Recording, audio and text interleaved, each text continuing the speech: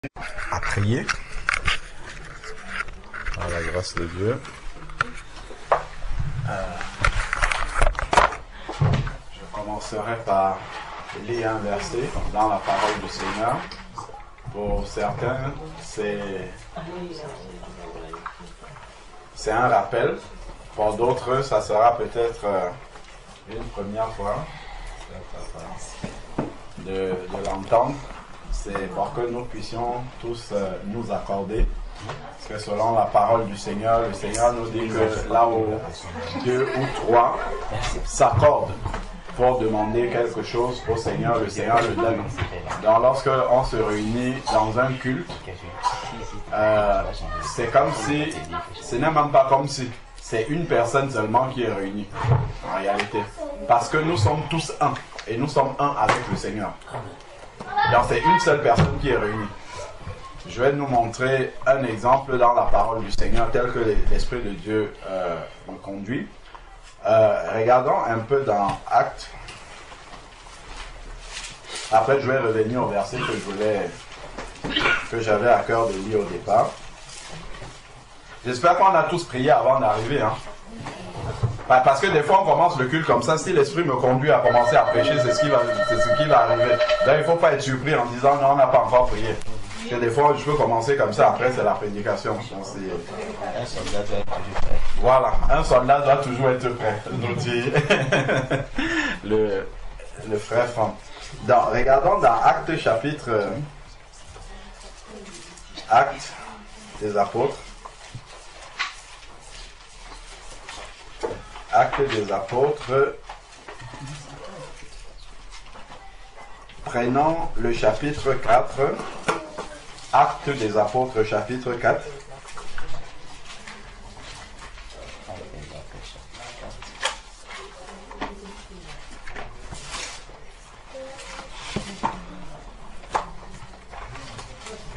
Dans Actes des Apôtres, chapitre 4, les disciples avaient été arrêtés, mis en prison, battus, et ensuite ils ont été relâchés et ils sont allés vers l'église. L'église, ce n'est pas un endroit. Quand je dis ils sont allés vers l'église, c'est qu'ils sont allés vers les frères et les sœurs. Ce n'est pas qu'ils sont allés à un endroit particulier qu'on appellerait l'église. Donc, Actes chapitre 4, prenons à partir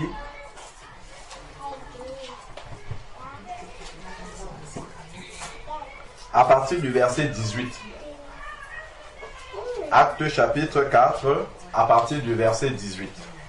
Donc, il est écrit, je lis à partir de là juste pour nous resituer le contexte, mais ce qui nous intéresse est un peu plus loin. Donc, à partir du verset 18, il est dit, alors ils les appelèrent et leur défendit absolument de parler et d'enseigner au nom de Jésus. Donc ça c'est les sacrificateurs, ainsi de suite, donc les religieux juifs qui ont appelé les apôtres pour leur interdire de prêcher au nom de Jésus-Christ. Verset 19, Pierre et Jean leur répondit, est-il juste devant Dieu de vous obéir plutôt qu'à Dieu? À vous d'en juger, car nous ne pouvons pas ne pas parler de ce que nous avons vu et entendu. Dans un enfant de Dieu, ça c'est une parenthèse, qui est né de nouveau, normalement, si on lui dit il faut que tu évangélises, il faut que tu parles de Jésus, c'est qu'il y a un problème. Ça veut dire qu'il n'a pas vu et il n'a pas entendu. Mais si on a vu et on a entendu, automatiquement, d'après ce qu'ils sont en train de dire là, on doit parler de ça. Parce qu'on a vu, on a entendu et on le vit également. Mais effectivement, si on a du mal à parler de Jésus, si on doit nous pousser pour parler de Jésus, c'est que ou bien ce n'est pas une bonne nouvelle pour nous, ou bien on n'a pas tout simplement entendu parler de lui. C'est ça. C'est qu'il y a vraiment un problème. Il faut nous pousser pour nous dire, ah, tiens, il faut que tu évangélises, il faut que tu partages ton témoignage, il faut... Parce qu'une bonne nouvelle, normalement, elle se répand de manière naturelle. Je prends souvent l'exemple. Je dis, si là où nous sommes réunis ici, là, s'il y a un magasin qui est en train de faire des soldes maintenant, était au champ, quelque part, qui n'était pas prévu. S'il commence à vendre, par exemple, des postes de télévision écran plat à 1 euro, je suis sûr que les téléphones vont sonner ici. C'est sûr et certain. Même si les gens savent que vous êtes en prière aujourd'hui, ils vont vous appeler quand même. Est-ce que vous savez que actuellement là à Auchan, les téléviseurs écran plat 160 cm à 1 euro? Peut-être certains membres vont sortir ici, laisser la prière, pour aller s'occuper d'abord de récupérer l'écran plat à 1 euro, parce que ça ne se rate pas. Mais c'est comme ça qu'on reconnaît une bonne nouvelle. Un enfant qui passe un examen, je ne sais pas, son baccalauréat, ben certains qui ont passé le permis de conduire. Si on doit te rappeler, tiens, est-ce que tu as annoncé à tes tatas, à tes tontons que tu as passé le baccalauréat, c'est qu'il y a un problème. Normalement, on ne dit même pas à cette personne-là, parce que c'est une bonne nouvelle, ça va vite. Ça va vite, ça se répand. Donc normalement, l'évangile, si l'évangile a produit dans notre vie l'effet qu'il doit avoir, c'est de cette manière, on sera poussé naturellement à le partager avec certaines personnes, avec beaucoup de personnes, parce que si ça réussit dans notre vie, mais on aimerait que ça réussisse aussi pour les autres, que ce dont on a bénéficié au travers de l'évangile, que les autres puissent le vivre également. Donc, ça c'est juste ce que les apôtres sont en train de dire là.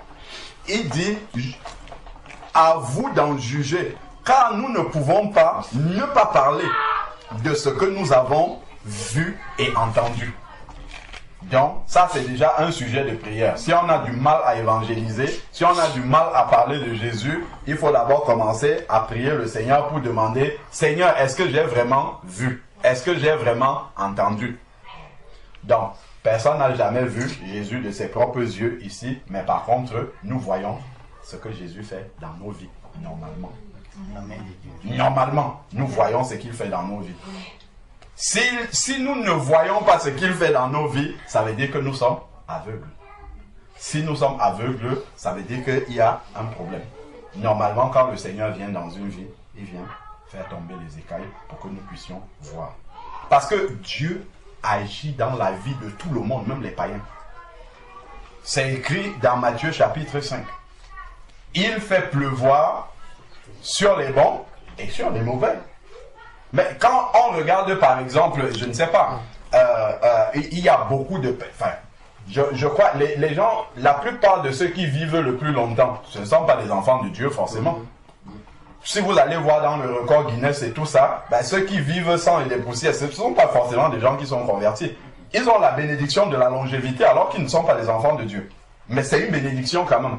Donc, Dieu, c'est un exemple. Après, vous pouvez prendre ça dans beaucoup de domaines. Donc, Dieu bénit aussi ceux qui ne le connaissent pas. Donc, par contre, ceux-là, quelqu'un va dire, j'ai eu la chance de ceci. J'ai eu la chance. Pourquoi? Parce que ses yeux sont fermés. Il pense que c'est la chance. Mais toi, quand Dieu vient dans ta vie, il ouvre tes yeux. Quand tu vois quelque chose arriver dans ta vie, tu te retournes vers le Seigneur. Seigneur, je te dis merci pour ce qui est arrivé parce que je reconnais que c'est une grâce. Ce n'est pas la chance. C'est une grâce. C'est que Dieu m'a mis à part et il m'a accordé cette chose-là qui arrive. Donc, celui qui est né de nouveau, ses yeux, les écailles sont tombées. Et d'ailleurs, on le voit dans Acte 9 avec l'apôtre Paul. Quand l'apôtre Paul était sur le chemin de Damas, il est tombé. Et il est tombé déjà physiquement. Et il est aussi tombé dans l'aveuglement. Donc, il a réalisé son état. Ça, c'est l'état de celui qui ne connaît pas Dieu. Il est comme ça. Il est dans l'aveuglement. Et ensuite, maintenant, lorsque Ananias est venu et lui a imposé les mains, la Bible dit, il tomba de ses yeux comme des écailles. Là, il a commencé à se voir comme il était avant. Parce qu'avant, il pensait servir Dieu, il faisait beaucoup de choses, ainsi de suite. Ben, c'est comme ça que nous pouvons être aussi. Nous pouvons croire que nous servons Dieu dans la vérité, mais si nous ne savons pas ce qui est écrit là dans la Bible, en fait, nous servons Dieu à notre manière. C'est ce que l'apôtre Paul faisait. Il servait Dieu à sa manière. Et Dieu l'a arrêté sur le chemin de Damas. Attends un peu. Il est tombé et il est entré dans l'aveuglement physique qui lui révélait quel était son état spirituel. C'est qu'il était aveugle comme ça. Et lorsque Ananias lui a imposé les mains, les écailles sont tombées de ses yeux. Et là, il a commencé à voir. Donc, un enfant de Dieu, c'est la même chose qui se passe pour nous. lorsque on vient en Christ, on se repent de ses péchés, on accepte Jésus-Christ comme son Seigneur et son Sauveur, le premier travail que l'Esprit de Dieu fait dans notre vie, c'est qu'il commence à ouvrir nos yeux. C'est pour ça qu'on commence à voir, mais avant je faisais ça, ouh là là, on arrive quelque part, on voit les gens faire exactement les choses que nous faisions avant, ça nous scandalise, hein, ça nous scandalise, on se dit, ouh là, donc c'est ça que je faisais, donc c'est comme ça que j'étais, donc ainsi de suite, on commence à voir notre vie telle qu'elle était vraiment. Ça veut dire qu'en fait, on était aveugle. Donc les choses étaient là dans nos vies, mais on ne voyait pas parce qu'on était aveugle. Et c'est ça que le Seigneur nous dit dans Jean chapitre 1. Il nous dit que la lumière est venue chez les siens et les siens ne l'ont pas reçue. La lumière vient dans un lieu obscur. Là, le couloir, là, il est éclairé. Est-ce qu'on peut encore l'éclairer? Non, il est déjà éclairé. La lumière, quand la lumière vient, c'est parce qu'il y a l'obscurité. Donc la lumière vient pour permettre à ceux qui étaient dans l'obscurité de pouvoir voir. Donc, avoir vu et entendu. Avoir vu, c'est quand on est né de nouveau, le Seigneur fait tomber les écailles de nos yeux pour que nous commencions à voir l'œuvre du Seigneur dans nos vies, pour lui rendre grâce. C'est pour ça qu'il dit, soyez toujours reconnaissants. On ne peut pas être reconnaissant si on ne voit pas l'œuvre du Seigneur dans nos vies. Donc on est reconnaissant parce que Dieu a révélé dans nos vies ce qu'il fait. Et nous savons que ça, ce n'est qu'une grâce. Nous n'avons pas mérité ça. Nous n'avons pas... D'ailleurs, qui ici là peut dire qu'il mérite d'avoir le souffle de vie là? Personne. On n'a pas passé un examen où on a mérité d'être là, nous tous là. Personne. Certains ne se sont pas levés aujourd'hui, pourtant ils étaient peut-être assis avec d'autres personnes comme ça hier. Mais aujourd'hui, on les conjugue déjà au passé. Ils sont dans une chambre froide là-bas quelque part, et puis ils attendent que leur corps aille à 2 mètres sous terre. Leur âme est là où ils ont choisi d'aller après la mort. Mais nous sommes ici et nous avons la grâce d'entendre la parole de Dieu. Ça, c'est une grâce. Ce n'est pas la chance, c'est une grâce. Dieu nous a mis à part pour cela. Seulement ça, c'est déjà un sujet d'action de grâce. Donc, nous voyons ce que le Seigneur a fait et nous entendons également au travers de la parole de Dieu ce que Dieu fait dans nos vies. Parce que la parole de Dieu, lorsqu'elle est prêchée, elle vient, l'effet de la parole de Dieu, c'est qu'elle poursuit le travail d'ouverture de nos yeux. Regardons. Il y a certains ici qui ont 2 yeux, d'autres ont 4. Après ici, la 4 E. Là-bas, la maman, elle a 4 aussi. La soeur là-bas, 4. Donc, certains ont une meilleure vue physiquement que d'autres. Mais spirituellement, c'est la même chose.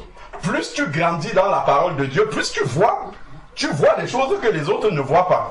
Ceux qui sont moins avancés dans la parole de Dieu, ils ne voient pas encore certaines choses. Voilà pourquoi celui qui est plus près dans l'intimité du Seigneur peut dire à quelqu'un qui est plus jeune dans la foi, écoute, ça c'est Dieu qui a fait ça déjà. Tu es en train de te plaindre. Quelqu'un vient et dit, ah, il y a ça ne va pas, ça ne va pas dans ma vie. Celui qui est plus avancé va lui dire, frère, tout ce que tu es en train de lister là qui ne vont pas, je vais te citer une seule chose. Est-ce que tu as mérité d'être en vie là où tu es là? Peut-être toi déjà, ou bien je te montre telle autre personne qui est sur son fauteuil ou là, il n'arrive même pas à bouger pour qu'il déplace, je sais pas moi, la cuillère même pour venir à sa bouche, il n'arrive pas, mais toi tu peux le faire. Car ça déjà c'est un sujet d'action de grâce. Tu vois que Dieu t'a déjà mis, il t'a donné quelque chose que l'autre n'a pas.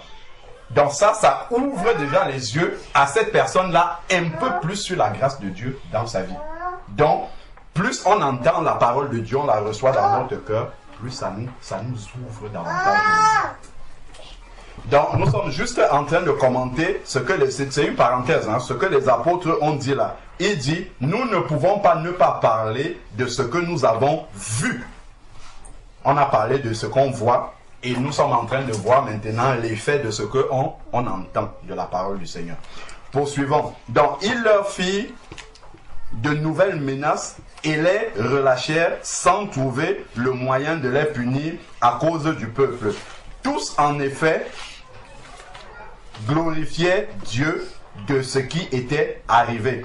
Car l'homme qui avait été l'objet de cette guérison, donc en plus on les mettait en prison parce que Dieu avait guéri quelqu'un au travers d'eux, de cette guérison miraculeuse, était âgé de 40 ans.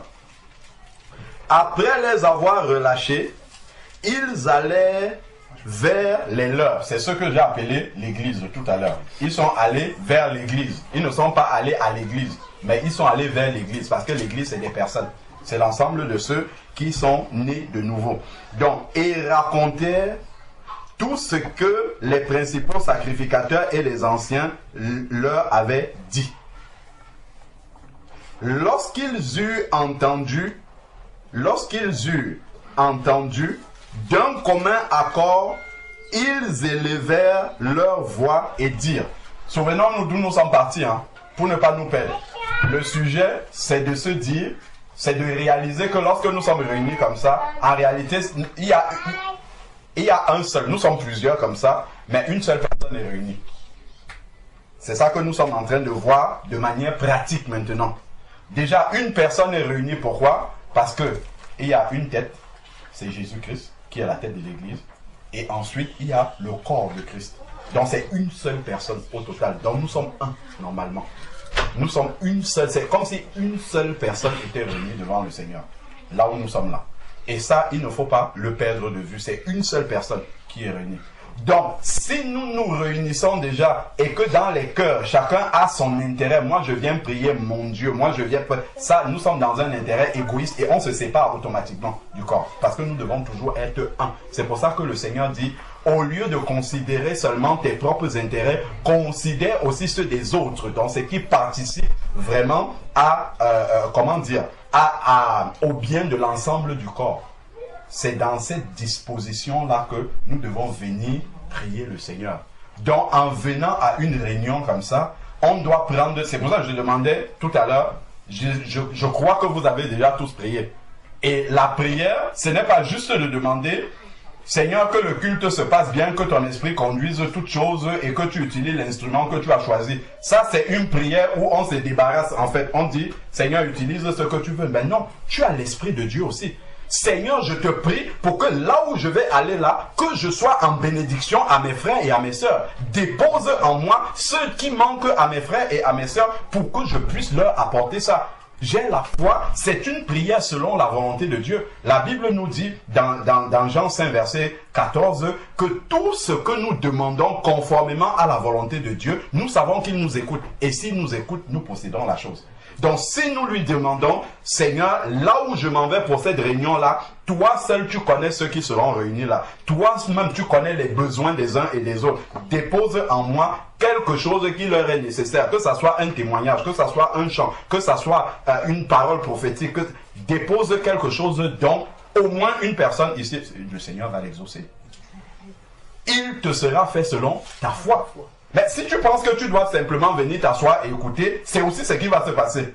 Tu vas venir t'asseoir, tu vas écouter, parce que tu n'es même pas disposé à recevoir quelque chose de Dieu pour transmettre. Mais si tu crois que l'Esprit de Dieu est en toi et que Dieu va t'utiliser, c'est ce qu'il va faire. C'est exactement ce qu'il va faire. Donc, ici, on parle d'être réunis, lorsque nous sommes dans la réunion des enfants de Dieu. Là où 2 ou 3 sont unis. Sont réunis. Souvent, on pense voir ça comme une réunion physique, mais c'est uni spirituellement. C'est que les cœurs recherchent la même chose devant Dieu. Là, le Seigneur descend et l'exauce. Parce que tout le monde a vraiment recherche la volonté de Dieu. Tout le monde recherche vraiment le progrès spirituel, de s'approcher davantage du Seigneur. Là, le Seigneur. Mais si quelqu'un vient, moi je suis là parce que je cherche la guérison. L'autre vient, moi je suis là parce que je n'ai pas les papiers. L'autre vient, moi je suis là parce que je n'ai pas le travail. L'autre vient, moi je n'ai pas l'appartement, ainsi de suite. En fait, ça c'est pas le corps de Christ. On doit avoir une seule et même raison d'être là, c'est de s'approcher davantage de Jésus-Christ.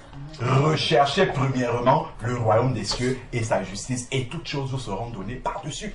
S'il y a problème de papier, tout ça, la terre appartient au Seigneur. S'il y a problème de, je ne sais pas moi, de logement, s'il y a problème de maladie dans ces meurtrissures, vous avez été guéri. Si tu cherches le royaume des cieux, dont le Seigneur Jésus même dans ta vie, tout ça, ça va venir. Le Seigneur va te donner ça en plus. Amen. En plus. Il n'y a pas besoin de chercher Jésus pour ça. Au lieu de chercher celui qui donne, au lieu de chercher ce que Jésus donne, il faut chercher celui qui donne même. Parce que si tu le trouves, en fait, tout ce qu'il donne, tu l'as automatiquement. Donc c'est ça qu'il faut, il faut rechercher. Donc ensuite, ici, là, Après les avoir relâchés, regardons donc, quand ils ont entendu ça d'un commun accord, donc on voit déjà que l'église des enfants de Dieu, quand ils se réunissent, ils recherchent l'accord, d'un commun accord. Entre tous ceux qui étaient là, il y avait un commun accord. Ce n'est pas que quelqu'un va dire, ah, moi je veux qu'on fasse ceci, l'autre, ah, moi ceci. Non, ils recherchaient toujours un accord. Donc, ils élevèrent la prière vers Dieu et dirent. Est-ce que vous avez vu le ils élevèrent? Ce n'est pas il éleva, c'est ils élevèrent. Donc c'est tout le monde qui élevait en même temps. Est-ce que nous voyons ça? Ils élevèrent la voix vers Dieu et dirent. Donc c'est vraiment l'assemblée des saints qui étaient réunis ensemble qui élevait la voix et dit, Maître, c'est notre maître à nous tous. Et ils disent la même chose. Parce qu'ils recherchent la même chose. Parce que leur cœur aspire à la même chose. Donc ils vont dire tous ensemble, Maître, toi qui as fait le ciel, la terre, la mer et tout ce qui s'y trouve, c'est toi qui as dit par l'Esprit Saint et la bouche de notre Père, ton serviteur David, pourquoi les nations se sont-elles agitées et les peuples ont-ils eu de vaines pensées? Et les rois de la terre se sont dressés et les chefs se sont ligués contre le Seigneur et contre son nom. Donc on voit que c'est tout le monde qui dit la même chose, la même prière. On voit qu'ils étaient vraiment un. Ça c'est une manifestation de l'unité véritable dans l'église. C'est une même prière. Tout le monde prenant la même prière. Ils étaient synchrones dans l'esprit pour dire la même chose. Ça exprime que la profondeur de ce qui vient dans le cœur, c'est la même chose qui émerge dans la situation où ils étaient là. C'est la même prière qu'ils sont en train d'adresser au Seigneur. Ils ont élevé cette prière-là tous ensemble. Maintenant, dans la pratique, spirituellement, lorsque une personne prie les autres s'arrêtent, comme nous dit la parole de Dieu, pour écouter ce qu'il dit. Et lorsqu'on dit Amen, ça veut dire que nous sommes tous réunis un et nous. En fait, c'est comme si nous tous, nous avons prié au travers de celui qui a élevé la voix. C'est ça que ça veut dire. Lorsque nous disons, nous écoutons et nous disons Amen, ça veut dire que c'est comme si nous tous, nous avons prononcé la prière que celui ou celle qui était en train de parler a élevé vers Dieu. C'est important de comprendre l'esprit dans lequel l'Église doit se retrouver pour vraiment prier le Seigneur pour que le Seigneur descende au milieu de l'assemblée des saints. C'est très important de rechercher toujours ça. Et c'est dans la présence de Dieu qu'on trouve ça.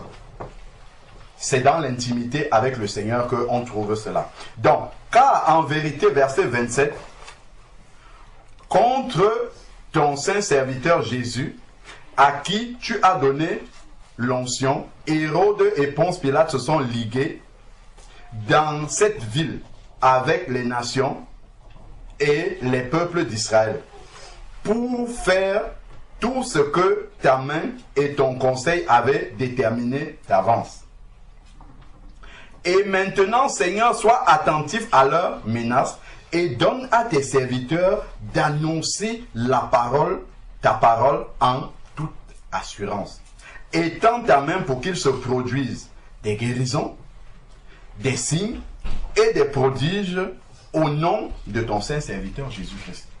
Ça, c'était pour qu'il y ait confirmation de la parole de Dieu. Ce n'était même pas une prière égoïste où il demandait que nous soyons guéris et tant pis pour eux. C'est que Dieu fasse des miracles pour que les gens croient dans la parole du Seigneur. Donc, c'était vraiment pour que la gloire de Dieu soit vue. Ce n'était pas pour que eux bénéficient forcément de ces guérisons-là. Donc on voit comment vraiment l'Esprit de Dieu doit disposer le cœur des enfants du Seigneur lorsqu'ils crient à lui. Ensuite, maintenant, regardons ce qui va se passer.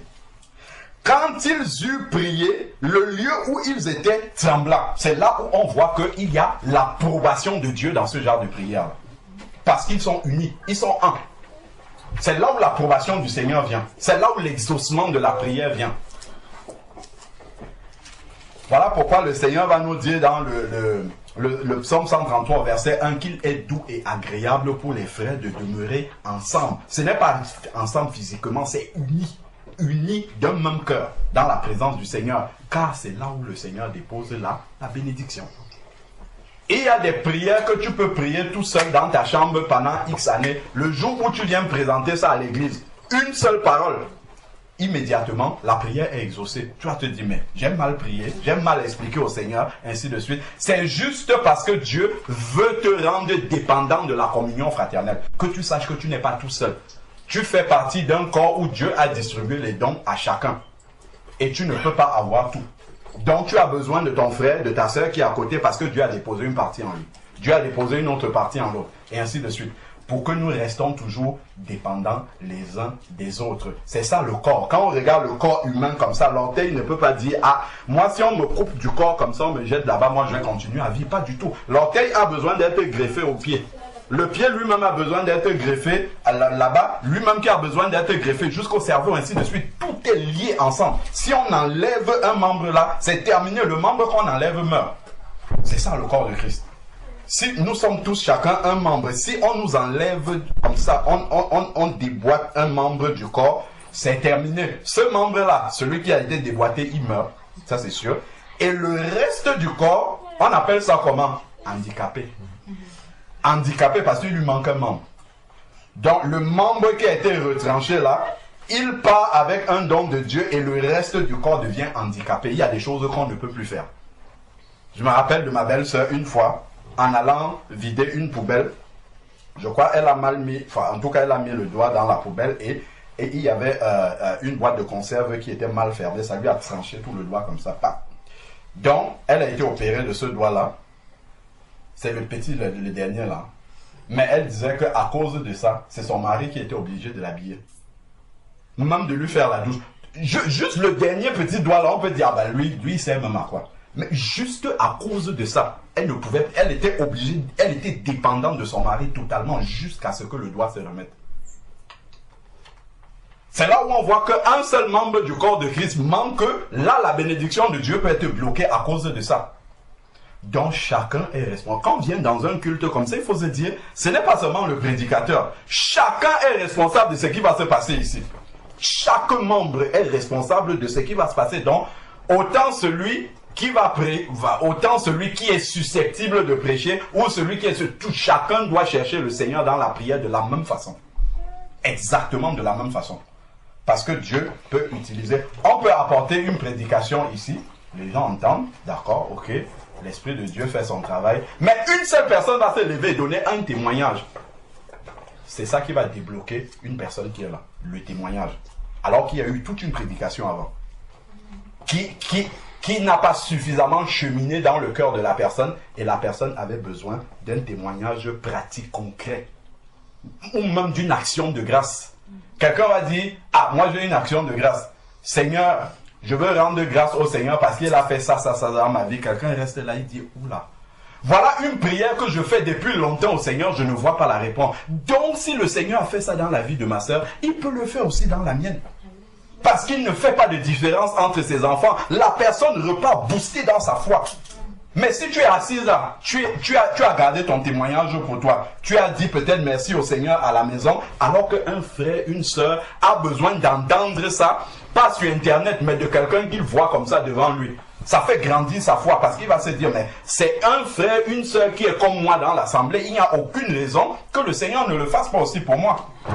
Parce que les combats sont tellement grands, il voit des montagnes tellement élevées dans sa vie qu'il se demande comment Dieu va même faire pour arriver à débloquer cette situation. Alors qu'une personne a déjà vécu ça là, il donne juste son témoignage, la foi revient, on se dit, ah, si Dieu a balayé toutes les montagnes là dans la vie de mon frère, ben, il peut le faire.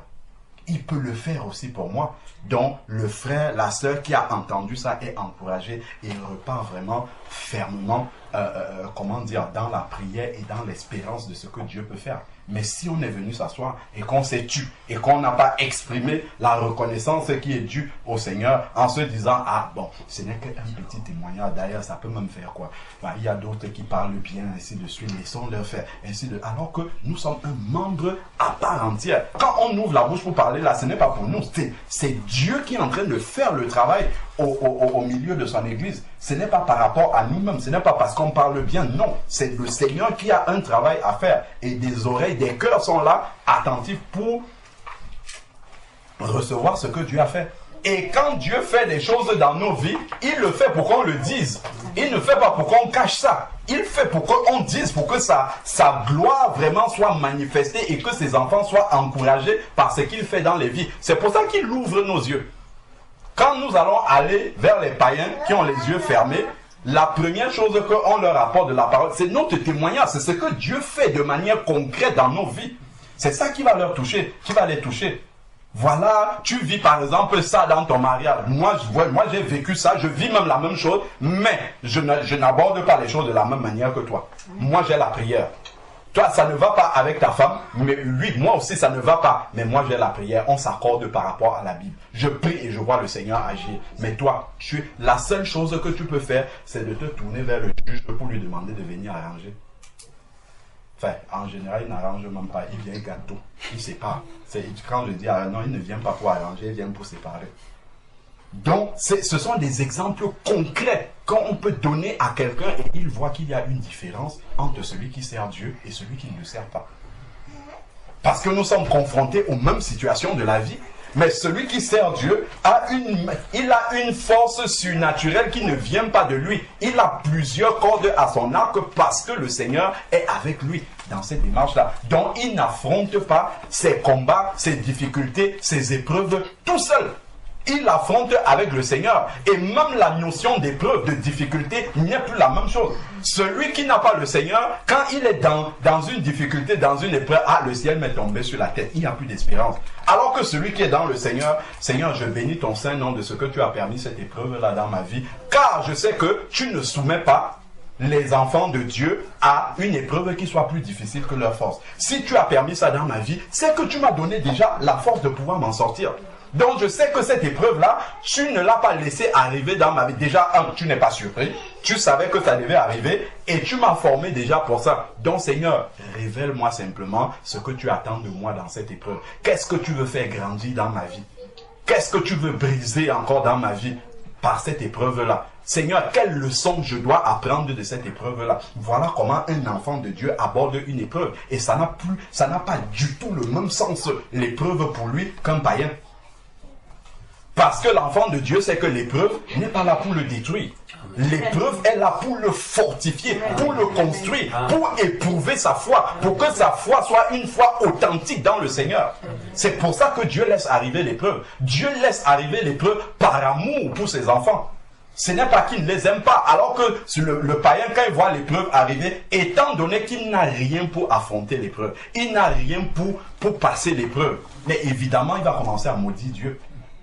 Il va commencer à dire, Dieu m'a abandonné, voilà, le ciel est tombé sur moi, ainsi de suite. Donc déjà seulement ça fait déjà une différence nette entre le païen et le chrétien. L'enfant de Dieu, quand il voit l'épreuve arriver, il rend grâce au Seigneur. C'est écrit, regardez dans Jacques, regardez comme un sujet de joie complète les multiples épreuves que le Seigneur permet dans vos vies. Donc quand Dieu nous envoie une épreuve, Seigneur, je bénis ton saint nom parce que tu t'es souvenu de moi pour m'envoyer l'épreuve. S'il n'y a pas d'épreuve, Seigneur, pourquoi tu m'as oublié? Envoie-moi une épreuve. Parce que je sais que l'épreuve vient pour me faire passer en classe supérieure. C'est ça, c'est un examen. L'examen de fin d'année vient me faire pour passer. Si tu ne traverses pas l'épreuve, mais ça veut dire que je stagne dans la même classe. Personne n'aurait aimé redoubler les classes quand on allait encore à l'école pour ceux qui ont été étudiants. Personne. Non, on veut passer en classe supérieure. Or, pour passer en classe supérieure, il faut l'examen. Dieu ne fait pas, comme dans le monde là, on ne fait pas avancer les enfants sans qu'ils n'aient passé d'examen. De la même manière, spirituellement, on ne grandit pas s'il n'y a pas d'épreuve. Donc Dieu va nous évaluer par rapport à ce que nous entendons. Amen. Par rapport à la parole qu'il nous révèle dans notre intimité avec lui, il va nous mettre à l'épreuve. Et donc quand l'épreuve arrive, je sais qu'au bout de cette épreuve-là, il y a un passage en classe supérieure. Amen. Donc je me réjouis à cause de ça. Ce n'est pas parce que la chair est contente, non. La chair souffre, mais l'espérance de passer en classe supérieure avec le Seigneur remporte, et c'est ça qui me donne la joie. Et là, je peux affronter l'épreuve dans une joie complète. Les gens seront surpris, mais comment tu es dans la joie alors que tout semble aller de travers dans ta vie, mais c'est l'espérance du dénouement, de la fin de cette épreuve-là. C'est ça qui te réjouit dans l'épreuve. Parce que tu sais que Dieu s'est souvenu de toi et Dieu veut te faire passer à un autre cap. Amen. Et ça change complètement la manière d'aborder la vie pratique entre un enfant de Dieu et celui qui n'est pas un enfant de Dieu. Donc, ici, nous étions dans l'unité. L'unité dans la prière, lorsque les enfants de Dieu sont réunis ensemble. Donc, on voit qu'ils ont prié tous d'un commun accord et ils ont dit la même chose. Bon, là, c'est pratiquement sorti de l'œuvre où ils ont dit la même chose, mais nous, on comprend que quand une personne prie, nous tous, nous sommes en accord derrière cette personne, nous disons Amen. C'est comme si c'était une personne qui avait prié et nous voyons l'approbation de Dieu qui est arrivée.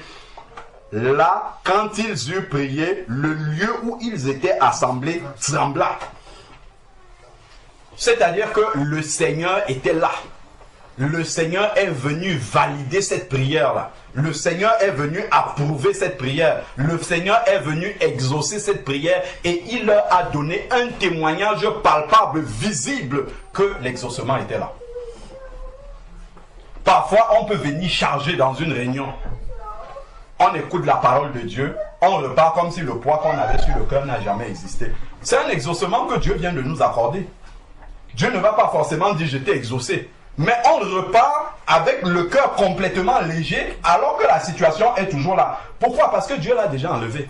Il l'a déjà enlevé. Donc, le poids qui était sur le cœur, Dieu a enlevé ça. Il n'y a plus d'inquiétude. Et là, maintenant, on va simplement aller et Dieu va maintenant manifester physiquement ce qu'il a accordé au moment où on était dans la prière. Donc, voilà ici, il dit, quand ils eurent prié, nous sommes au verset 31, le lieu où ils étaient assemblés trembla et il fut... Est-ce que nous avons vu ce qui est écrit? Il y a un mot qui est là, c'est tous. Lorsque nous sommes en accord pour la prière, Dieu ne vient pas choisir de bénir certains et laisser d'autres. Ils étaient tous en accord au début, donc Dieu, quand il vient avec la bénédiction, même si c'était le sujet de prière qui concerne la sœur, Dieu exauce sa prière, mais il bénit tous ceux qui ont prié en même temps.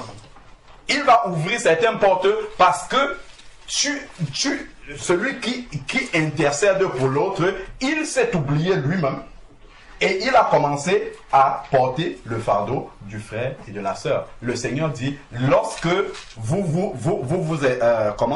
lorsque vous servez le Seigneur, parce que prier pour les autres, c'est servir le Seigneur aussi. Lorsque vous vous occupez de mes affaires, je m'occupe aussi des vôtres. Donc, tu es en train de soutenir un enfant de Dieu qui est dans la détresse, dans la souffrance, au travers de ta prière d'intercession. En même temps, le Seigneur est en train de s'occuper de toi également. Il s'occupe de tes propres fardeaux qui sont là aussi. Donc, le Seigneur vient, il ne va pas accorder la bénédiction à quelques-uns.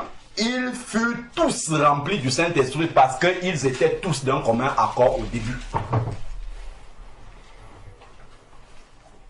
Une sœur va soumettre un sujet de prière. Ah, qu'est-ce qu'elle raconte même là? Ça, c'est dans quel sujet de prière? Ça, c'est dans le cœur, on ne dit pas. C'est dans quel sujet de prière qu'elle soulève là? Bon, on va prier quand même. Bon. Le cœur n'est pas disposé. Quand Dieu vient bénir, il bénit ceux qui avaient le cœur disposé. Et toi, il va dire non, toi, tu as encore quelque chose à faire. Le dimanche prochain, c'est toi qui vas venir maintenant avec le sujet. Alors qu'à ce moment-là, Dieu était venu pour répandre sa bénédiction sur tous ceux qui avaient, qui étaient en attente d'un exaucement. Mais comme tu étais tellement focalisé sur toi-même, tourné sur ton propre nombril, et que tu n'étais pas, sensible aux besoins de l'autre, mais Dieu voit qu'il y a encore l'égoïsme en toi à traiter. Et d'ailleurs, au lieu de te répondre par l'exaucement, il va envoyer une épreuve qui vient pour travailler l'égoïsme. Alors que tu aurais pu te passer de cette épreuve. Je crois que chacun d'entre nous, on aimerait, c'est bien l'épreuve, mais on aimerait se passer de certaines épreuves quand même. Donc, il va venir pour traiter l'égoïsme. Si on pouvait acquérir ça sans passer par une épreuve, c'est mieux quand même. On est bien d'accord que l'épreuve, ce n'est pas bien pour la chair. On le prend avec joie, mais si on peut les éviter, c'est encore mieux. Voilà pourquoi, quand l'épreuve commence, si tu veux que l'épreuve finisse vite, ne prie pas pour que Dieu arrête l'épreuve. Prie pour demander au Seigneur qu'est-ce que je dois comprendre. Parce que le plus vite tu as compris, l'épreuve s'arrête.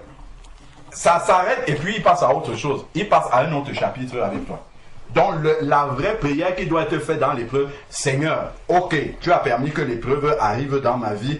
Quel est le caractère? Qu'est-ce que tu veux travailler en moi? Qu'est-ce qui doit être détruit? Qu'est-ce que je dois comprendre au travers de cette épreuve? Ça, c'est ça qui est le plus important pour le Seigneur.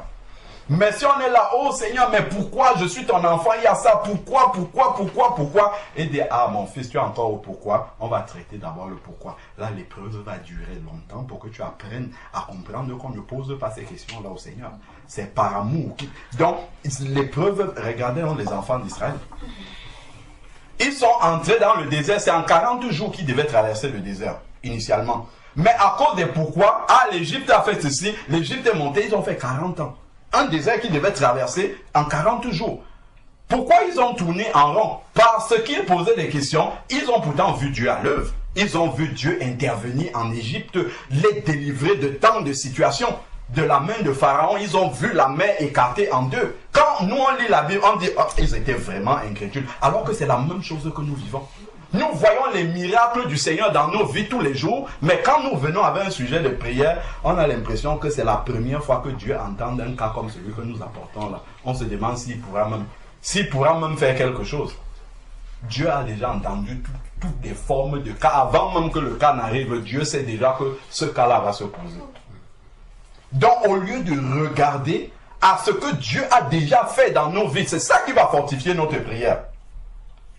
À ce qu'il a déjà fait, on va se tourner, on regarde la montagne, on dit, là vraiment c'est compliqué cette fois-ci.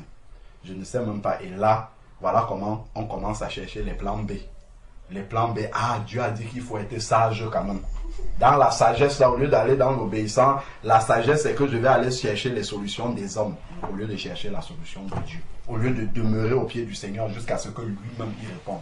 On va commencer à prendre le compromis en disant, oui, Dieu est sage quand même. Il faut que, là, on entre dans le raisonnement. On commence à raisonner au lieu de laisser le Seigneur faire le travail. Parce qu'au travers d'un exaucement, Dieu va en même temps tailler ce qu'il doit tailler dans nos vies.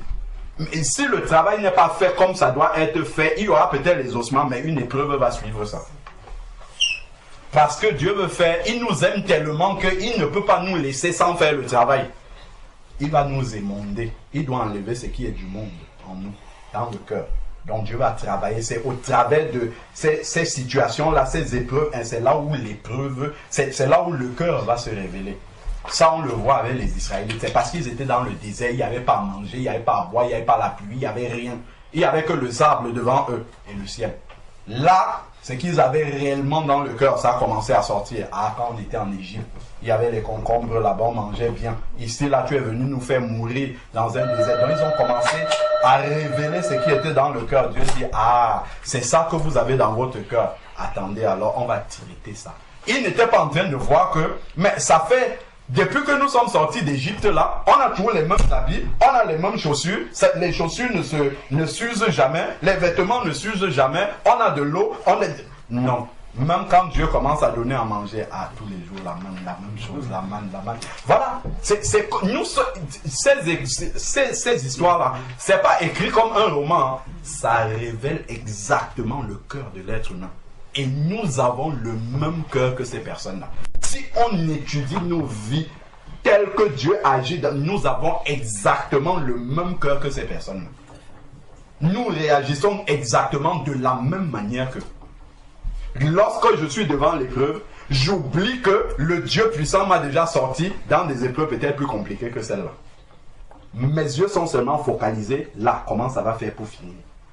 Alors que je peux me tourner, j'ai une panoplie de ce que Dieu a déjà fait dans ma propre vie. Je peux dire, mais Seigneur, ça ce n'est même pas un problème. Je mets ça de côté parce que je sais que ça, tu vas le régler. Allons-y dans la profondeur spirituelle. Qu'est-ce que je dois comprendre par ce qui est en train de se passer? Donc, on voit que dans l'unité, le Seigneur vient pour apporter la bénédiction à tous. Si tous sont unis d'un même cœur. Donc, ils annonçaient la parole avec assurance. Donc, voilà un peu une parenthèse. C'était une grande parenthèse que j'ai ouverte sur l'unité. Le verset que je voulais lire à la base, c'était 1 Corinthiens 14, chapitre 26. 1 Corinthiens chapitre 14, verset 26. Pourquoi on a fait cette parenthèse-là? Parce que quand on va lire 1 Corinthiens chapitre 14, verset 26, on peut se dire que l'essentiel c'est simplement que chacun va dans son sens, ainsi de suite. Non, ça doit, d'ailleurs c'est même dit dans le verset, ça doit aller dans le sens toujours de l'unité, à chaque fois. Toujours et toujours et toujours, cela doit être dans le sens de l'édification de l'autre. Regardons, dans la réunion des enfants de Dieu, c'est comme ça que ça doit se passer. C'est écrit ici, là, dans 1 Corinthiens chapitre 14, verset 26. Lorsque les enfants de Dieu se réunissent, il est donc dit, que faire donc, frères, lorsque vous vous assemblez, lorsque l'église est réunie comme ça, qu'est-ce qu'on doit faire?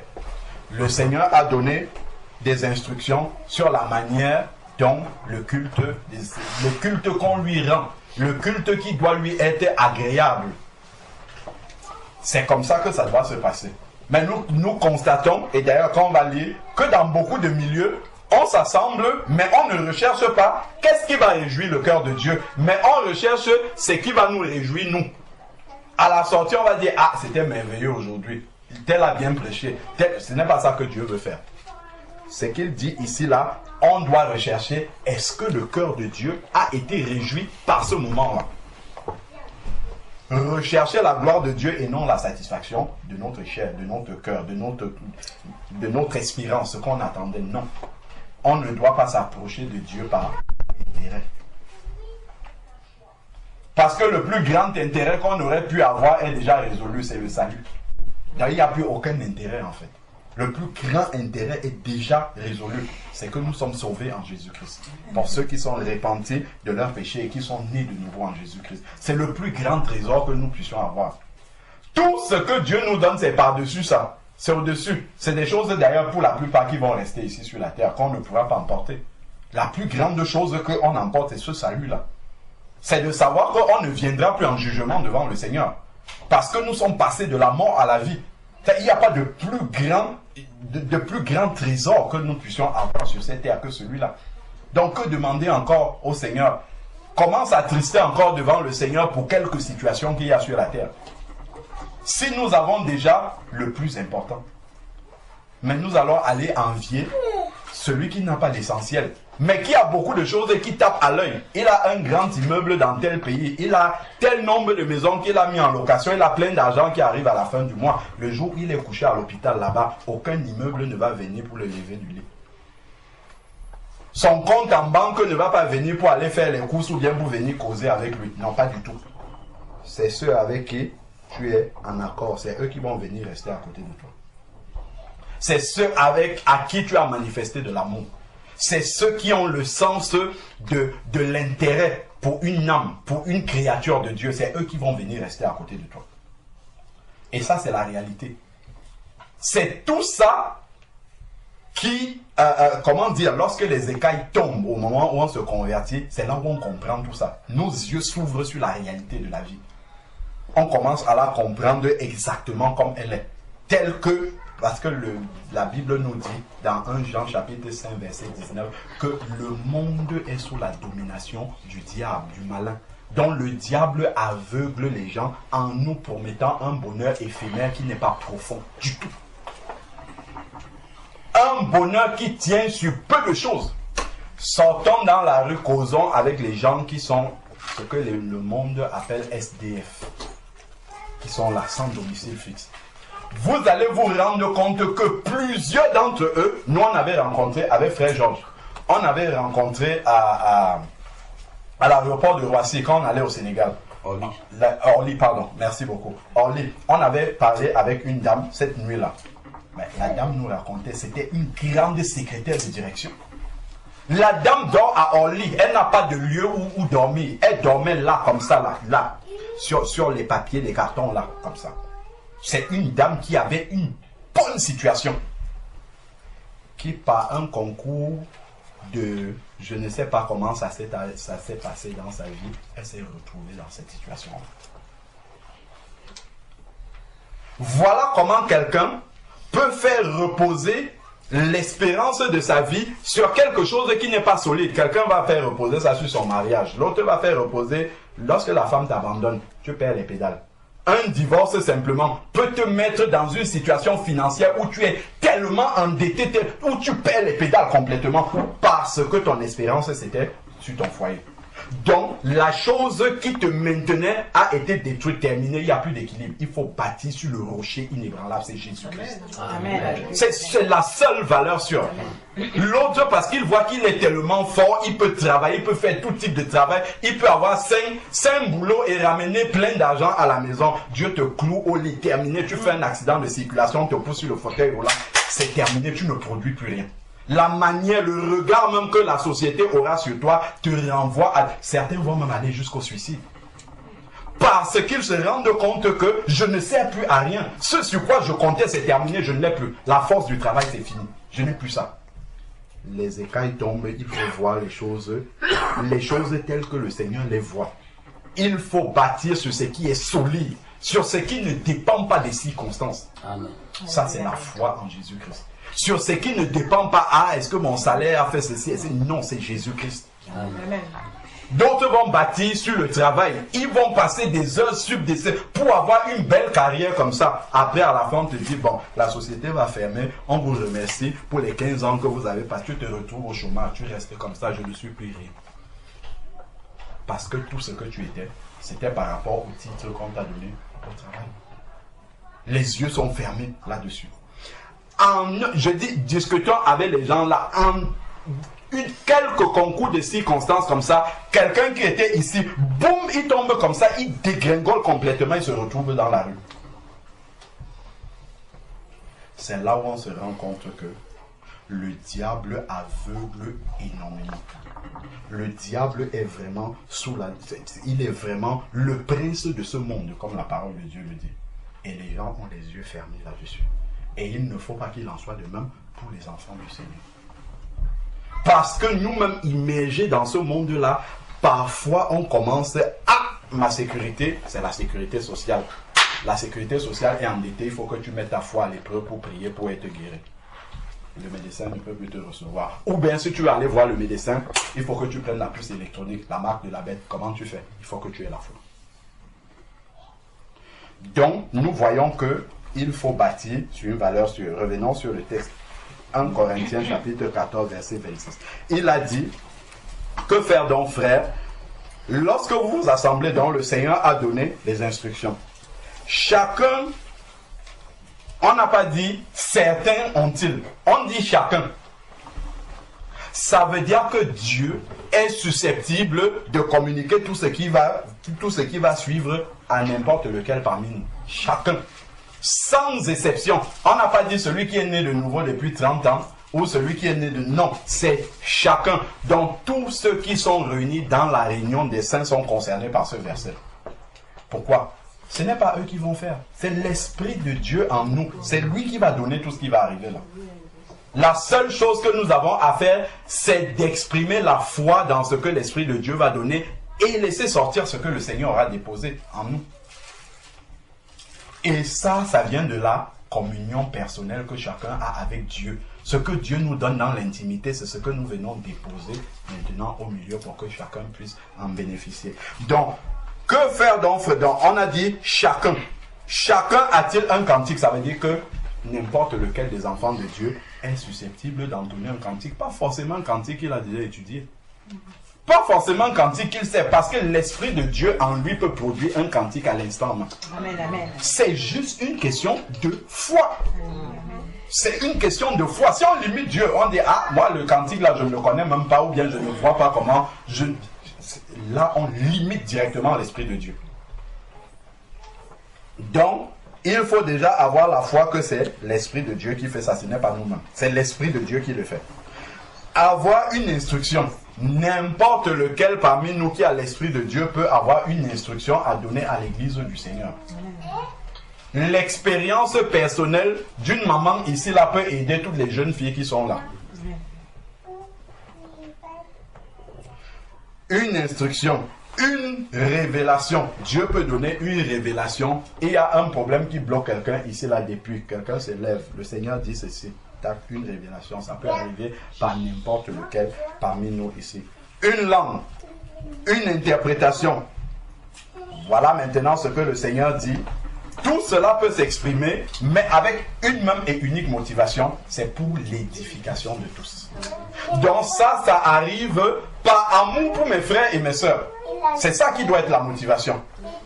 Pas par défiance, pas par esprit de concurrence, pas par orgueil, pas par esprit de se mettre au-dessus des autres. Non, c'est pour édifier, c'est pour aider les autres. Pour édifier les autres. Donc, c'est l'amour qui pousse à cela. Et d'ailleurs, c'est pour cette raison-là que 1 Corinthiens, chapitre 13, qui est le chapitre qui nous parle de l'amour, parle de ça ici au verset 1. Il est dit ici, 1 Corinthiens, chapitre 13, verset 1, « Quand je parlerai les langues des hommes et des anges, si je n'ai pas l'amour, je suis un bronze qui résonne et une cymbale qui retentit. » Donc toute la motivation de cela doit être l'amour des autres. L'amour pour aider, soutenir, porter les fardeaux des autres. C'est ça qui doit être la motivation d'exprimer ce que Dieu veut déposer au travers de moi. Lorsque nous sommes réunis, chacun a-t-il un cantique. Donc si je viens, je dis, Seigneur, utilise l'instrument que tu auras choisi en ne m'incluant pas là-dedans, c'est un manque d'amour. Hein. C'est ça la vérité, hein? C'est un manque d'amour. On ne le voit pas directement comme ça, mais c'est un manque d'amour. Parce que si je dis, Seigneur, dépose ce qui est en moi pour que ça aide, ça veut dire que je me soucie déjà des autres. Je me soucie des autres et ensuite je manifeste la foi selon laquelle Dieu peut m'utiliser pour apporter à mon frère, pour apporter à ma soeur.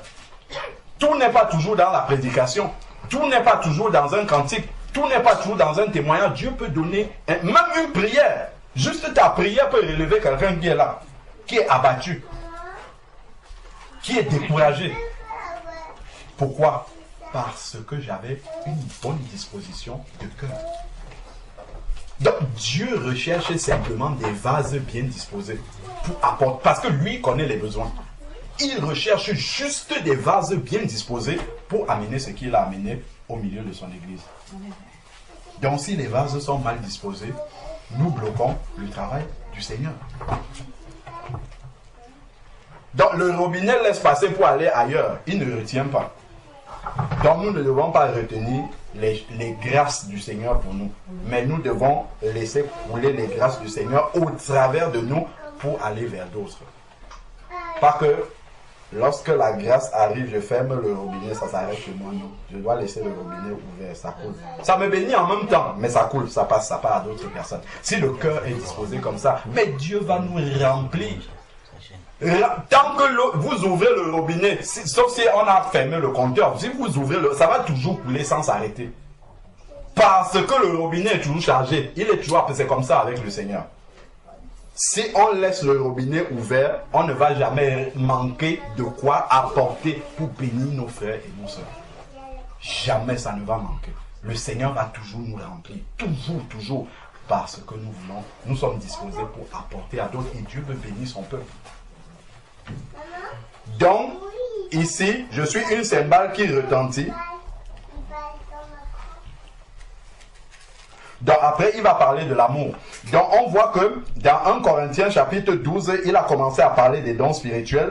1 Corinthiens chapitre 13, il parle de l'amour. Et 1 Corinthiens chapitre 14, il parle de, du don, l'exercice du don des langues en assemblée. Donc on voit que la manifestation de tous les dons, il y a le chapitre sur l'amour au milieu. Donc c'est toujours la motivation de l'amour pour l'autre. L'édification de l'autre. C'est ça qui doit toujours me pousser, en fait, à rechercher les dons spirituels devant le Seigneur. C'est ça qui doit me pousser à rechercher le don, même un cantique. Un cantique dans une réunion, c'est la manifestation d'un don. Parce qu'on pense souvent que les dons spirituels, c'est je parle en langue, je prophétise. Non, avoir un don, c'est quelque chose que l'Esprit dépose en toi qui s'exprime. C'est ça un don. C'est donné par Dieu. Donc si quelqu'un a un cantique inspiré, c'est un don spirituel qu'il est en train de manifester. Donc nous devons nous disposer pour être des canaux que le Seigneur utilise pour bénir les uns et les autres. Donc, n'oublions pas, que faire donc, frère, lorsque vous réunissez, chacun a-t-il un cantique? Un, c'est basé sur l'amour de l'autre et l'édification de l'autre. Deux, ça doit toujours être, on a dit c'est pour l'édification, ça doit toujours être en accord les uns avec les autres. Ça, on doit toujours être un dans cela. Ce n'est pas, ah, moi je lève la voix pour chanter pour qu'on voit que j'ai la plus belle voix. Le Seigneur. Quand le cantique arrive, la belle voix, on enlève ça, on regarde le cœur qui a élevé ce cantique-là. C'est ça que Dieu lui voit. La belle voix, ça n'intéresse pas le Seigneur. Si on a une belle voix, gloire au Seigneur, mais c'est le cœur. On peut avoir une voix de crapaud, comme on dit, mais si ça sort d'un bon cœur, quand ça arrive dans le ciel, c'est une mélodie qui baisse les anges là-bas. Mais si ça sort d'un cœur impur, même si c'est une voix ici sur la terre qui donne la chair de poule, quand ça arrive là-bas, Dieu ferme ses oreilles, parce que c'est la cacophonie là-bas. Parce que ça sort d'un cœur qui n'est pas pur devant le Seigneur. Donc, recherchons ce qui est profond, pas ce qu'on voit, pas ce qui est superficiel. Il faut rechercher ce qui est profond devant le Seigneur, pas devant les hommes. Donc, voilà vraiment l'exhortation que je voulais nous donner sur ce verset-là. Chapitre 14, verset 26. Le Seigneur nous demande de nous disposer pour que chacun puisse apporter un cantique, une exhortation, en tout cas une bénédiction, une manifestation du don de Dieu pour l'Église, mais que ça soit motivé par l'amour pour édifier mes frères et que nous recherchions toujours à être en accord parce que nous sommes un devant le Seigneur lorsque nous nous réunissons. N'oublions jamais ça, nous sommes un devant le Seigneur lorsque nous nous réunissons. Amen. Que Dieu soit béni. Amen. Amen.